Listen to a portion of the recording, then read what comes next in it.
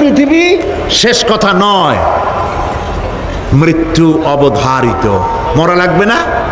এবার দেখেন আল্লাহ কি বলেন, আল্লাযী খালাকাল মাউতা ওয়াল হায়াতা লিয়াবলুয়াকুম আইয়ুকুম আহসানু আমালা।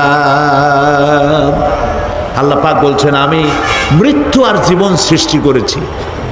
কেন করেছি লক্ষ্য করুন, লিয়াবলুয়াকুম, যাতে করে আমি তোমাদেরকে পরীক্ষা করে নিতে পারি। কি ব্যাপারে? আইয়ুকুম আহসানু আমালা, আমলের দিক থেকে, নেক কাজের মধ্য থেকে, ভালো কাজ এবং খারাপ কাজের মধ্য থেকে। আইয়ুকুম আহসানু আমালা, ভালো কাজের দিক থেকে তোমাদের মধ্যে কে উত্তম, কে ভালো মানুষ, এইটার পরীক্ষা নেওয়ার জন্য আমি মৃত্যু আর জন্মের সৃষ্টি করেছি।